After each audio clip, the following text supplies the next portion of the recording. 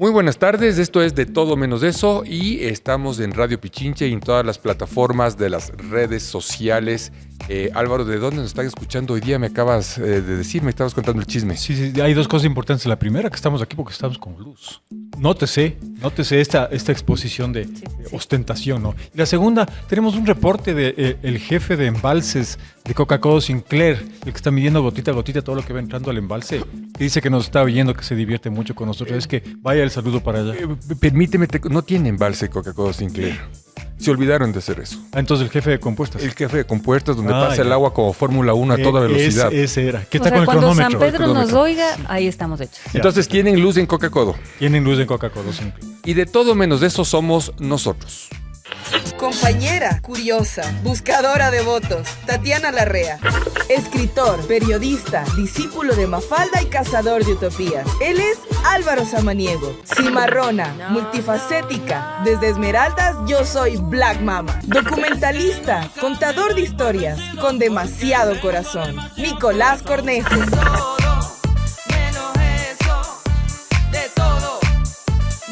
Ahora, mi querida Black, ¿podrías por favor repetir las redes sociales en inglés con esa pronunciación que te caracteriza, por favor?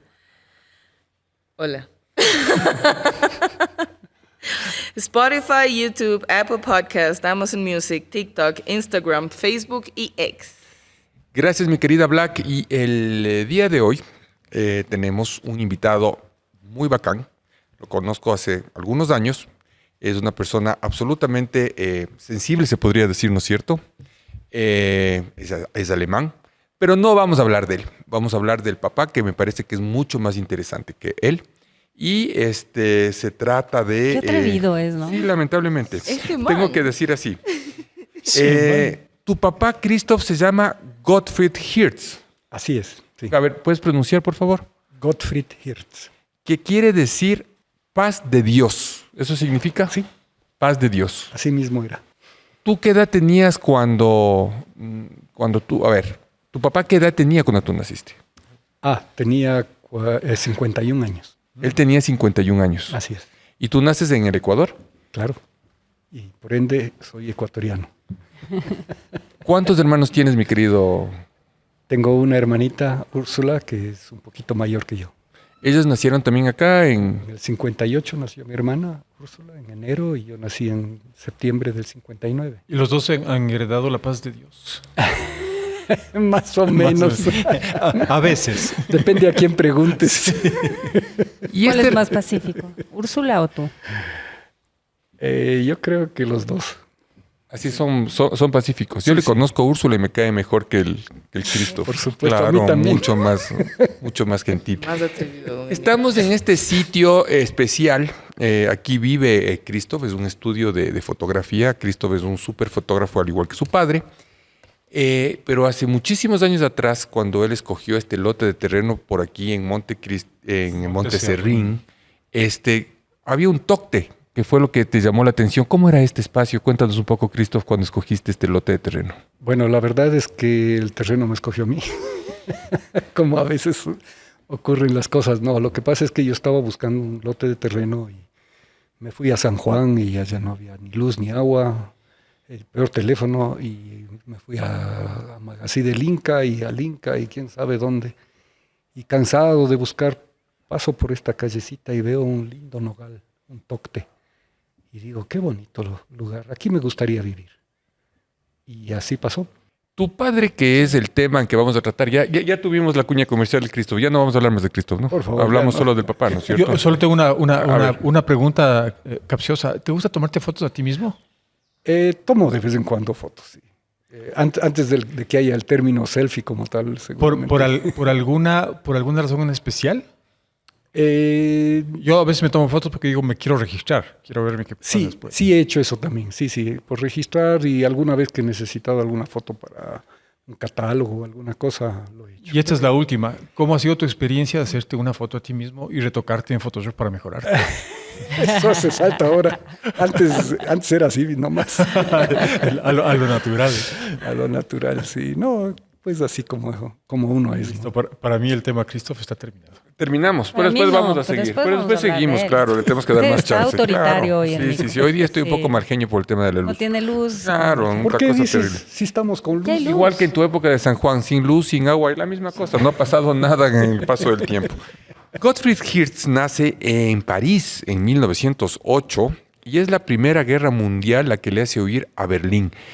¿Te contó cómo fue la Primera Guerra Mundial? ¿Qué te decía tu papá? Contó algunas cosas, no mucho, pero bueno, en el 14, cuando empezó la guerra, ellos estaban en París, porque mi abuelo era secretario de la embajada alemana en París y vino la guerra y entonces tuvieron que huir y huyeron en tren a través de Holanda. Entonces, porque no había cómo cruzar la frontera, ¿no? Entonces, a través de Holanda llegaron a Berlín y en el tren el abuelo decía a los chiquitos que mi tío tenía 4 años, mi papá 6 y el hermano mayor 8, les decía calladitos, no pueden hablar alemán. El chiquito de 4 años no entendía, entonces tenía que taparle la boca. Qué terrible. Y un señor muy discretamente se acercó donde el abuelo y dijo, tenga más cuidado que no se den cuenta que son alemanes. Cuando llegan a Berlín, ¿qué hace tu papá? En ese tiempo estaba la abuela esperando a la hermanita, a la tía Marta. Y entonces mi papá con un huevito y un poquito de harina que tenía hizo unas galletas. Y les llevó a su mamá al hospital. Y después, bueno, tiene que haber sido tiempos difíciles y lo que sé es que les encargaban de vez en cuando en el campo, donde había, digamos, comida y era más seguro, les encargaban en alguna familia y de lo que sé, mi papá y los hermanos estaban en la familia de un pastor luterano. ¿Tu papá ya tomaba fotos para ese entonces? No, ahí tenía 6 años, Era hace 6 años. claro. ¿Cómo es este paso de Berlín al Puyo? Imagínate un transporte que diga Berlín-Puyo. ¿Cómo se te viene a la cabeza? No me imagino. Es ciencia ficción. Una eso no reina existe. que haga Berlín Puyo. Berlín-Puyo. Berlín Puerto Viejo ¿Cómo? Puyo. ¿Qué? ¿Cómo será? Marín. No. Bueno, la razón del viaje en realidad es por la inquietud que tenía mi tío Charlie de salir de Alemania a aventurarse en el mundo en alguna parte. Pero parece que tenía mi tío ya el conocimiento del Ecuador, porque en los fines de los años 20 le había impresionado una estampilla ecuatoriana que era muy especial porque era grande y representaba un cacao. Entonces eso parece que ya fue una conexión para mi tío. Y mi papá estaba en el año 32, 33 estudiando en la Escuela de Bellas Artes en Berlín. Y tenía de compañero un profesor, que es el señor Alfonso Aulestia, que estaba estudiando Bellas Artes con una beca otorgada por el Estado alemán. Imagínate tú que ahora una persona de 25 años que quiere ir a Berlín tiene la opción de ir al Street View de Google y meterse hasta las estaciones del metro. ¿Cómo sería ese cambio mental de que por una estampilla de un cacao tú decidas decir, este puede ser mi destino? Bueno, es la comunicación, ¿no? La comunicación. Y la comunicación siempre ha existido. Y tu padre se dedica a tomar fotografías un poco de la arquitectura, de los castillos, de las casas de Berlín, antes de que se destruya con la siguiente guerra, que es la Segunda Guerra Mundial. Y quizás tu papá comienza a tener un poco las evidencias de eso antes de que ya no exista. Mi papá aprendió fotografía con un fotógrafo portugués en París. Él se llamaba Pedro de Lima. Y en ese tiempo mi papá, digamos, le habrá gustado la fotografía, se habrá interesado por muchas cosas. Y el tiempo en que él estaba estudiando en la Escuela de Bellas Artes, él ya trabajaba en un periódico, el segundo periódico de Berlín, en el Scherl Verlag, y pues ahí hacía fotografía especialmente de teatro, de conciertos, y como era el fotógrafo que a la noche después de los conciertos estaba ahí, también le mandaban cuando había algún evento nocturno Social, o alguna cosa después del concierto, ¿no? Entonces sé que alguna vez había un incendio Y el único fotógrafo que estaba todavía en la redacción era mi Disponible. papá. Entonces eso era un tema de... Tu papá fue desarrollando sensibilidades, ¿crees tú, con ese trabajo? Sí, por supuesto que sí. Pero yo pienso que mi padre siempre fue un hombre sensible, ¿no? ¿A ti cómo te imaginas ese Berlín, esa Alemania entre la Primera y la Segunda Guerra Mundial? ¿Cómo crees que era? Híjole. ¿Sientes que había mucha destrucción? Lo que te enseñaron en el colegio, Tatiana, por favor. No me dinos un acuerdo, poco. loco. Yo no ponía atención. No. A ver, o sea, lo que pasa es que la historia de Europa y específicamente de Alemania, Berlín, entre las dos guerras, pues es terrible, pues, ¿no? O sea, yo me pongo a pensar siempre las familias normales, como todos, haciendo su cotidianidad, y de pronto toda tu vida está marcada por dos grandes guerras, ¿no? O sea, vivir en escasez, huyendo. Pero Así esa época que le tocó vivir a mucha gente como tu papá, en medio de dos guerras, debe haber marcado muchísimo la vida, todo, ¿no? Yo estoy de acuerdo contigo en eso. No puede haber guerra buena ni puede haber buen efecto de ninguna guerra. Pero a mí me parece que hay una chispa en esta posición de posguerra, en la posición de reconstrucción. Me parece que ahí hay una inyección de ánimo o de esperanza o de frenesí o de decisión. Algo que a esto le puede volver, si no, probablemente no positivo, pero sí pujante, esperanzador, ¿no es cierto? Bueno, yo pensaría que no fue así después de la Primera Guerra Mundial, porque, digamos, los países que ganaron la guerra le sumieron a Alemania en una crisis muy profunda, ¿no? Y de la que realmente no pudo salir hasta que no venga La segunda. que ¿no? sabemos. Claro. Que él, digamos, seguramente también con su discurso, y yo pienso que también con acuerdos con Estados Unidos, recién ahí se logró que Alemania empiece a resurgir. Claro, en mi idea faltó el hecho de que hay ganadores y perdedores, ¿no? Claro, claro. Pequeño detalle. Entonces, Oye, Christoph, y en medio de toda esta cosa, me imagino que ahí es que tu papá decide venir de Berlín al Puyo. Para esto es 1934-35. Vía Puerto Viejo, ¿no? ¿Cómo llegan? No. ¿Por qué llegan? ya, a ver, la verdad es que el que quería venir al Ecuador era mi tío, que era 2 años menor, que tenía 24 años en ese tiempo. Y la abuela le dice a mi papá, acompáñale a tu hermano. Y mi papá dice, no tengo ni tiempo, estoy trabajando y estudiando. Y Acompáñenle quisito a Ecuador. acompáñale, Es cierto, ¿no? ¿no? Entonces la vuelta. la abuela se encargó de hacerle el pasaporte, de ver las necesidades que haya. Y entonces mi papá se fue. Y la idea era que venía por unos meses. O sea, solo de acompañante, De de cuidar al acompañante de hermano un tiempo, chiquito. sí. Claro. ¿Y qué Pero- encuentra cuando llega acá? ¿Te contó? Pues nada, un país maravilloso, ¿no? Entonces, Pero súper diferente. sí, ellos vienen con un pequeño encargo, digo yo, no sé qué es lo que les encargaron, pero en la Embajada del Ecuador en Berlín había una señora que tenía un hijo en el Puyo. Entonces me imagino yo, porque eso no, como tal no me dijo mi papá, pero lo que yo imagino es que le habrá mandado, no sé, seguramente una carta, pero a lo mejor un paquete. Si era o a al lo revés, mejor- le mandaba hornado. Eso. Seguro. Tal vez le Cabecita mandó. de chancho hornado, seguro. Tal Pero vez si le era al mandó revés. unas salchichas o unos embutidos Una alemanes. cervecita. Unos gusanitos de chonta, capaz que le mandas escondidos por ahí, vivos. Pero entonces lo que yo imagino es que tal vez no era solo la carta y el paquetito, sino que tiene que haber sido a lo mejor algo más grande. Porque ellos cuando llegaron, digamos, a Baños, para irse al Puyo, contrataron mulas y hicieron un viaje de 5 días de Baños al Puyo, cargados. Entonces llevaban Algo llevaba. algún ¿Por dónde entra tu papá al Ecuador? ¿Por Guayaquil? La Libertad. El barco, los barcos grandes no siempre entraban a Guayaquil, salvo que tengan algo específico. Pero la Libertad tenía un puerto petrolero. No, la No. Libertad en ese tiempo No era tenía un... puerto. No, tendría un pequeño Muelle. muelle, Muellecito.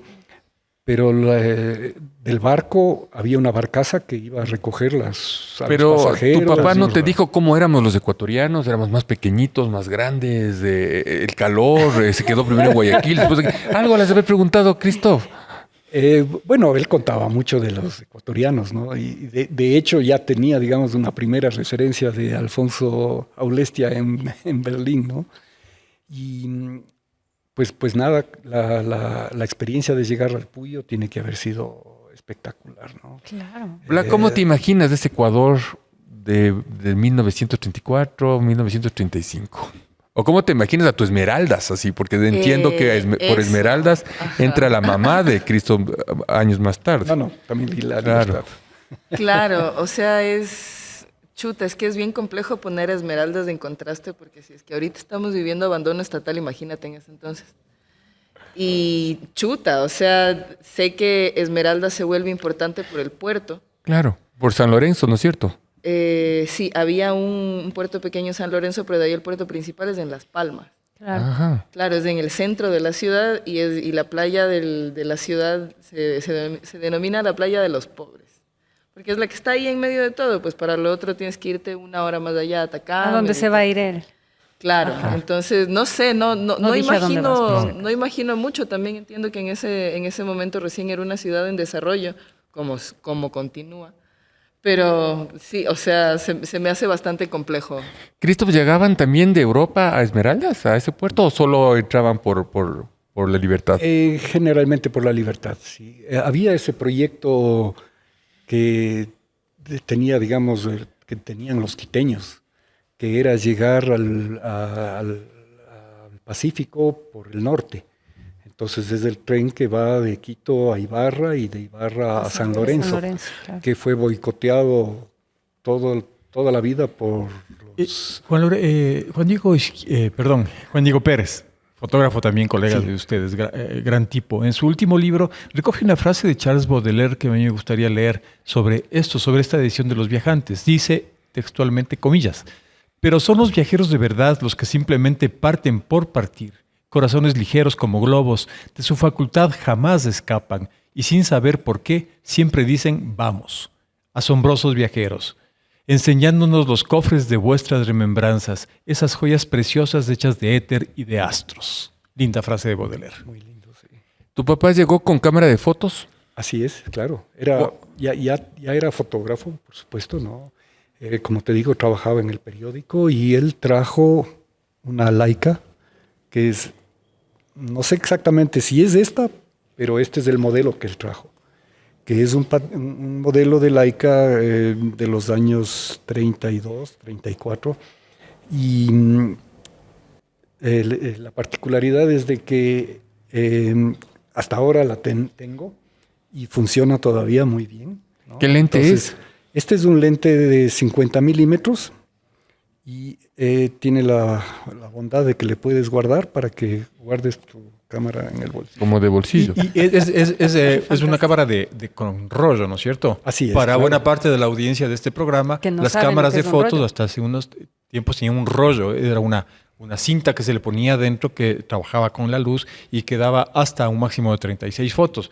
Seguramente trajo al Ecuador 635 rollos para más o menos poder tener libertad, ¿no? Tiene que haber traído una cantidad Buen cargamento. de rollos. ¿Parecidas a estas? No, No. la verdad no. Ahorita no tengo uno, pero es el rollo de 35 milímetros que se usaba antes para el cine, ¿no? Entonces, un ingeniero alemán desarrolló la cámara Leica específicamente para ese rollo. Porque antes se usaban rollos más grandes, los de formato 120 o incluso más grandes, porque también había la idea de que si es que es muy pequeño no te da una buena calidad, ¿no? Pero ellos desarrollaron, digamos, esta cámara con muy buenos lentes y el objetivo inicial de desarrollar la cámara era poder hacer fotografías de las escenas del cine, o sea, lo que estamos haciendo por decir ahora, ¿no? Entonces, alguien dice, bueno, la luz tal y la escena tal y la iluminación, ¿no? Y entonces filman. Y filmamos esta escena de 1 hora y revelas. Y si es que hubo algún error, estás frito. Entonces, la idea era tener una cámara que con las mismas condiciones de luz y de contraste y de todo lo que hay, se hace un pequeño pedacito de cinta, se revela. Para y revisar. Se dice, caramba, hay que corregir o está bien. Era el borrador. O Claro, eso. como después las cámaras Polaroid que servían. Sí, por ejemplo, sí, muchos fotógrafos usaban Polaroid para definir si es que la exposición es correcta, ¿no? Y con esa cámara llega a Ecuador y estamos hablando del 34 y 35. En esa época, Álvaro querido... No nacía yo. No, por suerte no. Tatiana, ¿vos ya habías nacido? Sí, creo. No, ya. No, pues hijo. En todo caso, el gobierno Ni mi ecuatoriano, mamá que nació. tú sabrás quién era el presidente de ese entonces, ya nos corregirá nuestro invitado, comenzaron a regalar las tierras en el oriente porque no sabían qué hacer con la Amazonía, ¿no? Y entiendo que uno de los beneficiarios es justamente tu familia, tu primo con el que llega tu padre. Sí, a ver, cuando ellos llegan al Puyo, trabajaron una temporada con el alemán, al que le llevaron el encargo, y papá contaba que él era un poco difícil, ¿no? Entonces ellos prefirieron alejarse de este señor.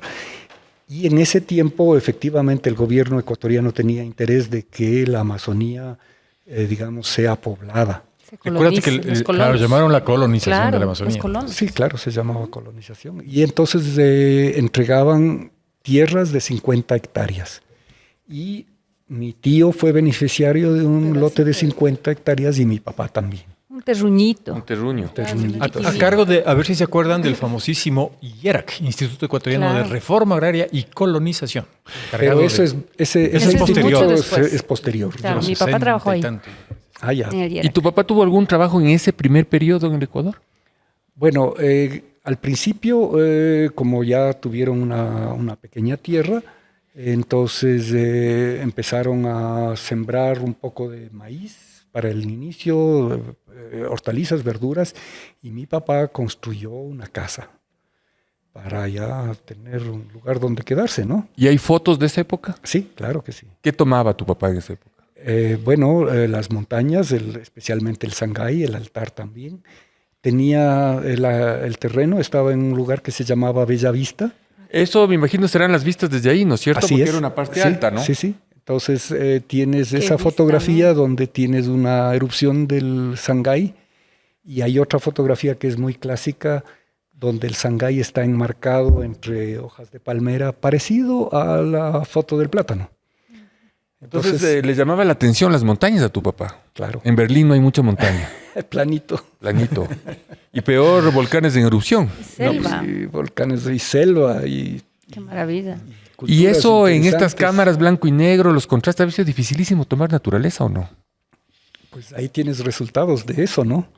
No, ya había una técnica, digamos, desarrollada para eso, ¿no? Y la cámara Leica, una de las bondades es que se trabajó mucho para tener lentes que tengan una mejor resolución, para poder, digamos, registrar en un formato pequeño y poder hacer ampliaciones, ¿no? Christoph, ¿había muchos alemanes en ese periodo de tiempo en el Ecuador? Ya habían alemanes, claro que sí. Bueno, al Ecuador han venido alemanes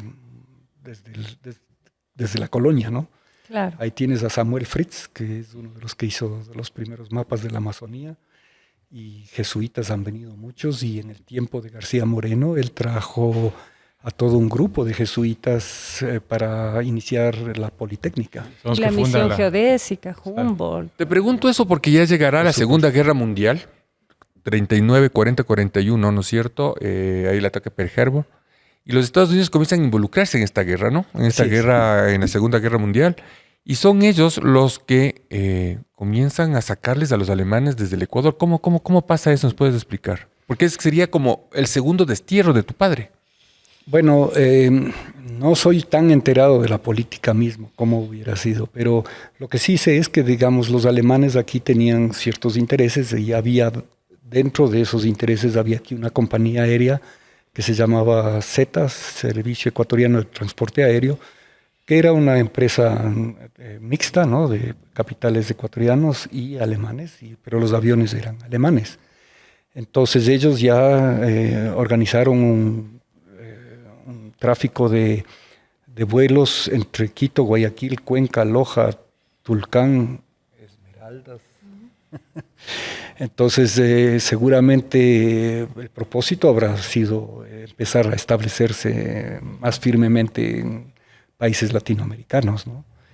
Y en el 42, cuando Estados Unidos entra a la guerra, entonces habrá sido, digamos, un peligro que estén los alemanes ahí. Entonces, ya antes se empezó a hacer un control de todos los alemanes que existen y a qué se dedican y cuál es la dirección. Y hay una lista que llaman The Blacklist. La lista negra, claro. En esa época lo que pasa es que el gobierno ecuatoriano se alía a los Estados Unidos. Toma posición. El Estados Unidos le alía al Ecuador. Ajá. Y terminan siendo mala, aliados. otra vez. Y como estaban en guerra, expulsa, rompe relaciones con Alemania. Y tu papá está en la lista del blacklist y va a Texas, a una especie de cárcel o de prisión. Prisión o campo de Campo de prisioneros. concentración. ¿Qué te cuenta de eso? Campo de prisioneros prisioneros. sería. ¿Se fue en barco? ¿Cómo llega a Texas? Entonces, sí, entonces en el periódico algún rato salió una noticia de que todos los alemanes tienen que presentarse y entonces les reúnen y hay diferentes etapas de ese proceso, ¿no? Pero seguramente mi papá, mi tío, los amigos que eran solteros, les habrán llevado en el primer viaje, ¿no? Entonces, en barco les llevan a Texas. Y no solo a los alemanes, sino también a los italianos Y a los japoneses. y a los japoneses. Y de lo que cuenta mi papá es que les trataban muy bien. Ha pasado bien. A los italianos les daban de comer, a los alemanes también, y a los japoneses les daban pan y agua y les tenían en el sótano del barco y no podían salir. Es que habían atacado el puerto, pues acuérdate. Claro, eran había- el enemigo más directo. Había un odio terrible hacia los Claro. japoneses, injusto para la gente que, digamos, está... Sí, porque algunos ya eran segunda generación de japoneses en América. Así es, claro, igual que los alemanes, o sea, Los no alemanes. no eran militares, no eran gente civil que tenía sus familias aquí. Es el costo que vivían aquí. horrible de la guerra. Y ¿no? después hay una suerte de intercambio, ¿no? Comienzan a intercambiar a los presos Así para es. que ya comiencen a volver. Entonces, ese primer grupo que estuvo en San Antonio, pienso yo, eso decía mi primo. Mi papá no me dijo en qué ciudad estaban, pero seguro estaban en San Antonio, de lo que cuenta el primo. Y los americanos enviaron a estos soldados a Alemania para un intercambio de presos. Americanos que habían caído en la guerra en Alemania hacían este intercambio. Me quedó la duda cuando yo leía esto. ¿Tu papá llevaría la cámara de fotos a Texas? Sí, Y tomó fotos. no tengo registro de que haya Chuta, eso. esas fotos hubieran sido interesantísimas, imagínate. Sí, y si es que las llevó, tal vez no permitían que tome Claro. fotos. Eso no lo sé. Y a la final tu papá ya no vuelve a Ecuador. Lo mandan a Alemania. Claro, lo mandan a Alemania. Ahora, para explicar un poquito, grupos de alemanes que salieron posteriormente por intervención de Galo Plaza y del doctor Jorge Pérez, ante la OEA hicieron un reclamo diciendo que si bien son alemanes, pero no son... Les sacaron de Ecuador, tienen que volver a Ecuador, pues. No, entonces los americanos retuvieron a las familias, a los alemanes como digo, familias y con hijos, les retuvieron en diversos campos en Estados Unidos. ¿Y para qué año tu papá le liberan? Y le O vuelven. sea, le liberan en el 42, en el intercambio de presos. En en la intercambian. peor Claro, momento de la llega Segunda Guerra al- Mundial, pues. Así A lo es. más caliente del fin de la guerra. ¿Y tu papá te 3 contó años. que él quería volver a Berlín o quería volver a Ecuador después de Texas? No, pues, o sea, No, ahí yo no había sé- ninguna... Yo sé que no tenía que escoger, pero él qué quería. Él quería ir a Berlín, Así quería ir. sí. Y Por, eso sé, por la mamá, por toda la familia. sí, eso sé porque cuando salió esta noticia en el periódico, mi papá tenía muy buenos amigos, era muy querido en el convento de la Merced. Entonces vinieron 7 mercedarios al estudio de mi papá en la mañana del que salió la noticia y le dijeron: Gottfried, a pesar de que sabemos que tú eres un luterano, pero si tú quieres, nosotros te recibimos en el convento y de aquí no Te te saca protegemos, nadie, te claro. protegemos. Y mi papá dijo, sí, sé que pensó tal vez quedarse, pero dijo una guerra como esta, que es cruenta, y dijo, yo quisiera regresar a ver a mis padres y a mi familia. Claro. Querida Black, para hacer entre la Primera y Segunda Guerra Mundial, ¿tienes algún tema musical que pueda amenizar un poco? No tiene nada que ver con el tema. No vez te voy a después. decir, Black, danos un tema de la Segunda Guerra Mundial, ¿no? Tal vez más adelante. Más adelantecito. Sí, más adelante. Entonces seguimos un poco avanzando. Era el 42 y estábamos en guerra con el Perú, Álvaro. Estábamos en guerra, estábamos perdiendo contra el Perú. ¿Dices tú? Eso fue en el 41. 41. Entonces, 41. justamente los americanos vinieron acá y dijeron, o sea, la situación se queda como está y aquí no hay nada que hacer, ya no queremos guerras.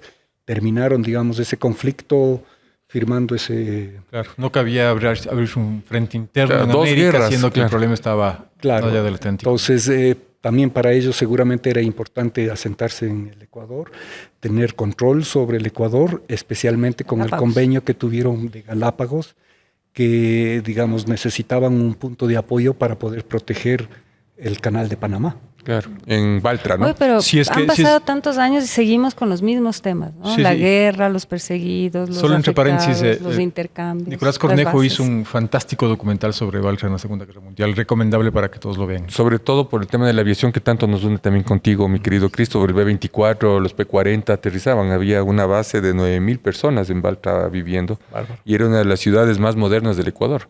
Cuando la gente llegaba a ejercer soberanía en Baltra, la gente decía que era como llegar a Disneylandia. O sea, una ciudad mucho más moderna que Guayaquil, mucho más moderna que Quito, ¿no? De todas maneras, ese es otro tema que conversaremos algún rato con el Hugo Hidrobo. Pero, Christoph, querido, ¿por qué tu papá vuelve nuevamente entonces al Ecuador? Reincidente. Encuentra a los papás más viejos, encuentra bien, la casa bien. Gracias a Dios, sí, la familia, digamos, en ese sentido no sufrió, pero cuando se termina la guerra, la casa de la familia que estaba en Berlín, Potsdam, cayó en manos de los rusos, ¿no? Entonces estaba, digamos, al otro lado del muro, ¿no? En la parte oriental, y entonces eso era perdido, ¿no? Entonces ellos salen de Berlín y se van a Alemania Occidental, ¿no? Y ahí hay historias diferentes. Por ejemplo, mi papá, como no sabía dónde irse, se fue a Augsburgo, donde tenía la familia y los amigos alemanes que había hecho amistad aquí. Es el señor Schorsch y Fritz Kiederle, que Fritz Kiederle era uno de los técnicos que aquí armaba las plantas eléctricas AEG que había. ¿Qué tanta falta nos hacen? Que tanta falta ¿Ves? y que ya no Seguimos funcionan. hablando de lo mismo. Porque seguramente, quién sabe, ¿no? Pero claro, la planta de Huangopolo fue construida o ensamblada en parte por Fritz Kiederle, y él estuvo también en Latacunga y en Loja y en diversas ciudades de Quito, del Ecuador. Y pues allá fue mi papá. Creo que debemos beatificarle al amigo, ¿no? Pero en cambio, Charlie con su esposa y los padres, ellos fueron a Múnich, pero ellos estaban en un campo de prisioneros de los norteamericanos. No estaban libres y estaban encerrados. Y entonces mi primo me dice, ¿y cómo es que tu papá estaba libre? Le digo, pues no sé, estaba en Otro Augsburgo. lado. Yo le digo, ¿y cómo es que tu papá estaba preso con la Sabina? Dice, porque los americanos los tomaron prisioneros. Entonces mi tío se escapa de este campo y se va a París a recuperar papeles para demostrar que él no es alemán, sino que es francés. Y que ni siquiera estaba en Alemania mientras todo pasaba, estaba en el Puyo. Claro, O sea, pero ya frente a los americanos Claro. tenía que demostrar que él era un francés Claro. para que le desuelten de ahí. Y entonces, pues lo habrán soltado, ¿no? ¿Y en qué año vuelve tu papá a Quito? Sí, entonces déjame contarte. Entonces mi tío, que conoció, digamos, a Sabina, la esposa, ya en el tiempo de la guerra, en el año 49, para venir al Ecuador, mi tío, que viene, digamos, más antes, se casa con Sabina y vienen al Ecuador en el 49. Mi papá, que estaba trabajando a sí mismo otra vez en el periódico y tenía otros compromisos y otros trabajos en Augsburgo, recién decide venir al Ecuador en el año 54, porque él tenía un departamento con todas sus cosas y laboratorio y quién sabe, y le piden el departamento. Y en ese tiempo mi papá ya le conocía a mi mamá. ¿Eran ya casados? No, eran parejita. ¿Y cómo se llamaba tu Verónica? Mi mamá es Verónica, entonces mi madre le dice, todo el tiempo quieres irte al Ecuador. Porque seguramente mientras le enamoraba le hablaba de Ecuador. Claro, pues. Entonces ella le dice, si es que tú quieres irte al Ecuador, aprovecha este momento, porque si tú coges un nuevo departamento y otra vez tienes trabajo, probablemente no te vas logres nunca. ir. No te vayas. Entonces, por decir así, mi mamá le manda al Ecuador. Parecido a la mamá, que cuando mi tío quería irse al Ecuador, le manda a mi papá. ¿Y vuelve tu papá en barco? Entonces vienen en barco, sí, en la Reina del Pacífico. En el camino, ahí está. Muy bonita está. Vía Puerto Viejo. Vía Claro. Puerto Viejo. Sí, me tienta decir Reina del Camino, pero es Reina del Pacífico, sí. Tanto la primera vez como la segunda vez vinieron en Reina del Pacífico. Entonces viene solo Ahí viene solo, claro. y llega ya a Quito. Sí. Y de eso he visto fotografías de ese viaje y paran en cada puerto, ¿no? Y paran también en La Habana y entonces hay un... Barcos con piscina. No, claro, no, ¿qué va? Barco de pasajeros. Barco de pasajeros. Christoph, ¿tú puedes calcular ahora, y saltándonos un poco y haciendo un paréntesis, ¿puedes calcular cuántas fotos tomó tu padre? Tenemos alrededor de 250, 300 mil fotos. Sí. Ya reveladas. Sí, claro. Y eso que no todas O sea, querían, ¿no? Los negativos. Los negativos. Claro. Black, ¿tú, Reveladas, negativos revelados. Impresas, pues no tanto. Black, ¿tú crees que la fotografía es una de estas herramientas para mantener la memoria de las naciones, la memoria de las épocas? ¿Tú Totalmente. crees que eso fue una deficiencia de esas épocas y creo que actuales también del Ecuador, que no tenemos un sitio de la memoria que proteja la memoria del Ecuador? Y quizás son estos extranjeros que de alguna manera tuvieron que hacer esto para saber cómo éramos en esos determinados momentos. Totalmente. Más que nada la accesibilidad se volvió una cuestión bastante de élite en cierto momento, ¿no? Por ejemplo, yo me acuerdo que en Esmeraldas, en la casa de mi bisabuela, una de las fotos más importantes que ella tenía era la del funeral de su padre. Entonces, no es que tenías el acceso a ir a que te tomen una foto así nomás, y reservabas en específico la foto para ciertos momentos especiales. Como la muerte de uno. Exacto, exacto. Entonces O como un enamoramiento también. exactamente. Entonces el entender que donde mi abuela habían así solo fotos específicas de ciertos momentos muy especiales, Ah. es como también entender que para la comunidad negra era bastante, casi imposible llegar al acceso de estas fotos. Luego tipo 50, 60 y 70 ya se vuelve un boom y la figura también de la mujer negra se vuelve como que sumamente exótica y empieza a salir el montón de fotografías y la hiperexotización de la mujer negra también. Pero sí, yo estoy de acuerdo con el señor ingeniero hidráulico Nicolás Cornejo en el sentido de que hay este grupo de extranjeros que vienen a retratar al Ecuador, ¿no? Está Hirtz, está Blomberg, está Eichner. Eichler Bodobut Eichler también. Bodobut. Había un grupo de cotejas de ecuatorianos que hacían lo mismo, que estaban haciendo lo mismo. ¿Tienes una idea de eso? Por supuesto, también hay fotógrafos ecuatorianos y bueno, uno de ellos es José Domingo Lazo, Ujú. que digamos también tenía fotografías de la ciudad, de las obras de arte, de los conventos, de las iglesias. Chifuentes, no sé si sea de la misma época o es Sí, posterior. Fuentes mucho más tarde, ¿no? ¿Tu papá con qué Pero- cámara vuelve la segunda vez? Con la misma, Misma cámara. sí. Exactamente la misma, con esa vuelve. Recién en los años Pues esta 60, cámara estuvo presa. también, claro. Recién en Conoce los más años- países que vos, además. Sí, en los años 60 recién mi padre puede comprarse un nuevo modelo de Leica. Tu papá llega y trabaja en Z, que entiendo es una de las compañías de aviación que podemos ver aquí con los Junkers, ¿no? Así es, sí.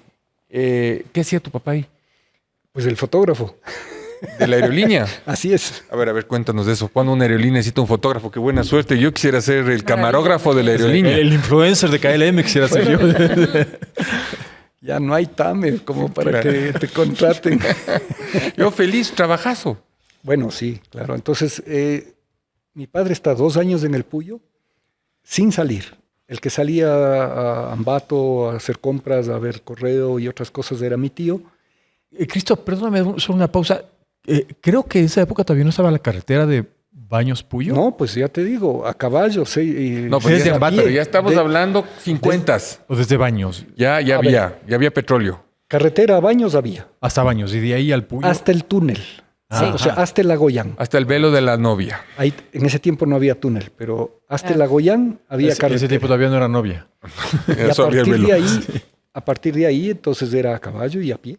Pero si cuando yo era guagua, que era muchísimo más tarde, la vía al oriente, que le llamábamos ahí, era una cosa desastrosa, terror. pues, de terror. No, era preciosa. Oye, Terror. Cristo, pero Y cuando esos vuelve, buses así.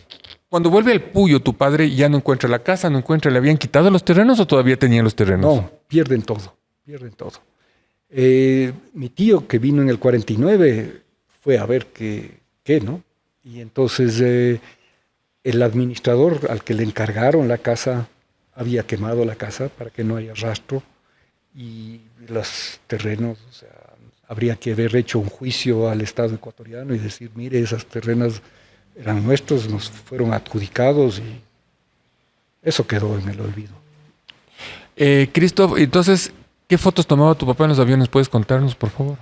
Bueno, cuando... Hables del Cristo a ratos, es un poco insoportable. A partir del 36 que mi padre viene a Quito, o sea, recién en el 36 llega a Quito, hace amistad con los alemanes que habían aquí, y bueno, también con ecuatorianos, también estaba Alfonso Aulesti allá, y entonces con Alfonso Aulesti hacen un recorrido por todo el país para ver, para el Ministerio de Educación, para hacer un registro de cómo es la situación de las escuelas en las provincias y rurales, ¿no?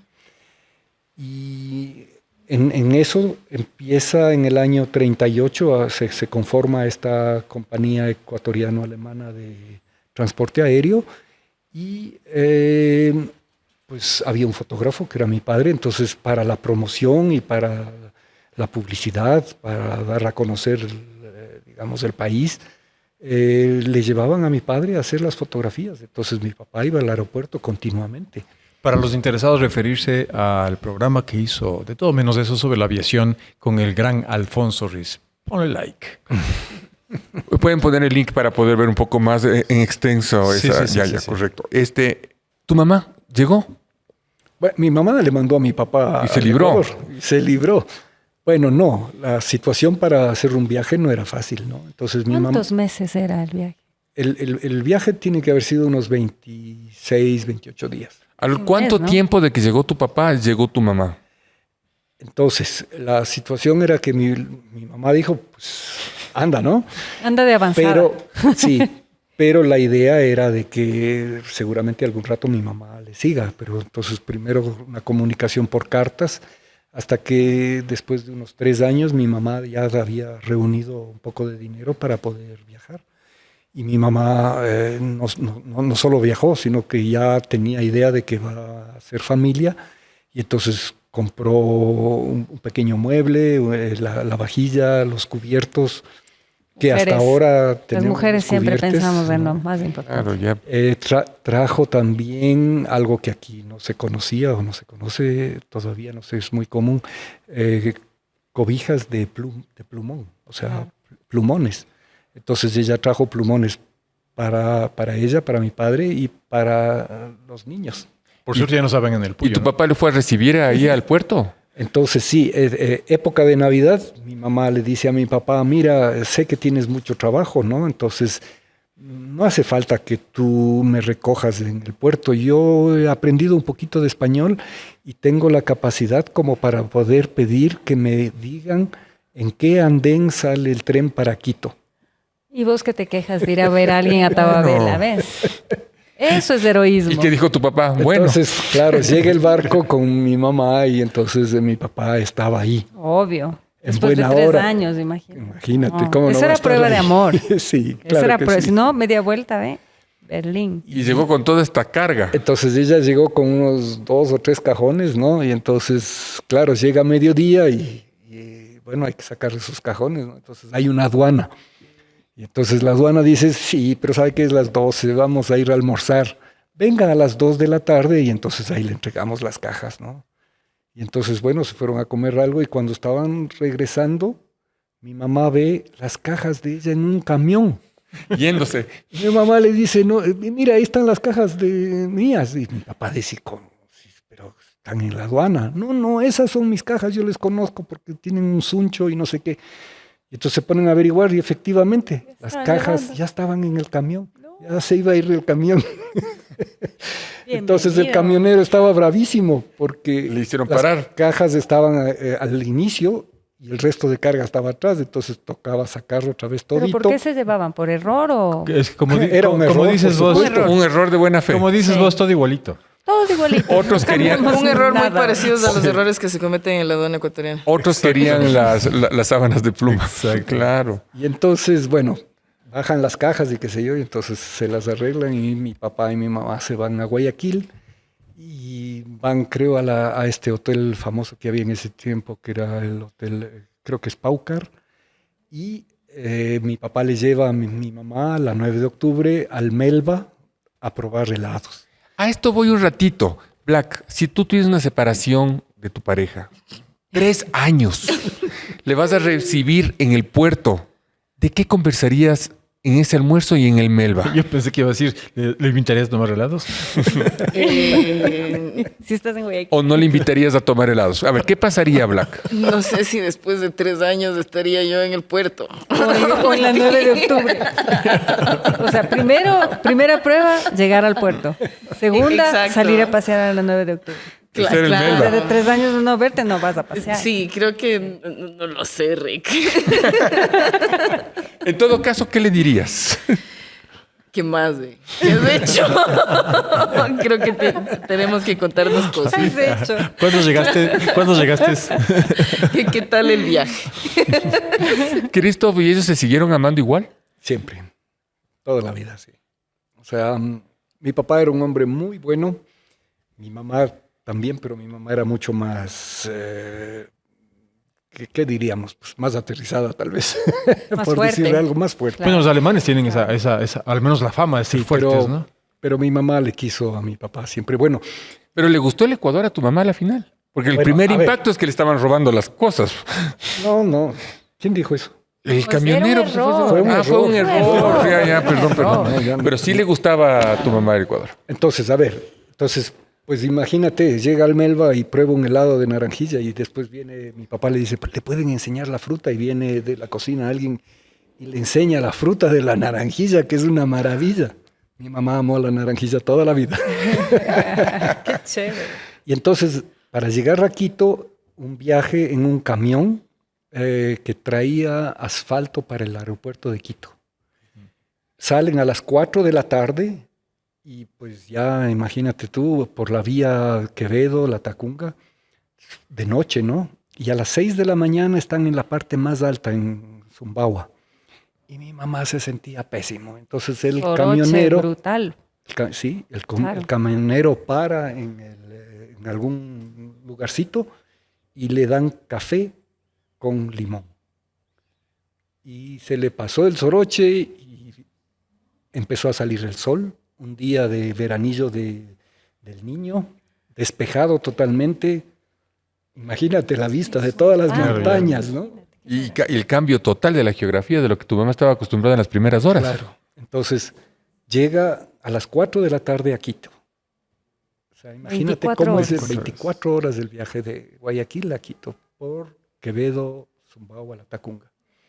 Y tu mamá tenía que ocuparse en algo. ¿Le ayudó a tu papá en la fotografía? Entonces, espérate, llega Allá, a Quito perdón. y es muy bienvenida por todas las amistades de mi papá. Tenía bastantes. Claro, mi papá tiene muchos amigos y entre ellos uno de los grandes amigos era Juan Elizalde, que es un ecuatoriano que nació en Berlín en el año 21 y que hablaba perfectamente alemán y era muy amigo de mi papá. Fueron amigos antes de la guerra y subieron a muchas montañas. Subieron al Cotopaxi, hicieron ascensiones a diversos picos con Juan Elizalde, que era mucho más joven que mi papá. Entonces mi papá tenía 28, 30 años y Juan Elizalde tenía 16 o algo así. Entonces se hicieron muy amigos y claro, cuando apenas llegó mi mamá, el Juanito tenía que ir a ver cómo es la señora del Claro. amigo, la novia. ¿Se hicieron amigos? Claro que sí. Juan fue parte de nuestra familia toda la vida. Y finalmente se desempacó y se estrenó la vajilla. Eso. Felizmente. Y el plumón. Y el Maravilla. plumón. En un pequeño cuarto en la calle Asunción y 10 de agosto. Por ahí estaba el Osvaldo Viteri en esa época también. Sí. Claro, Seguramente, un justamente. poquito más arriba. Más arriba tenía una cama y una silla. A ver, y por eso tiene el cuadro que se llama Un cuadro y una silla. ¿Tu mamá le ayudaba en las fotos a tu papá? ¿A qué se dedicó?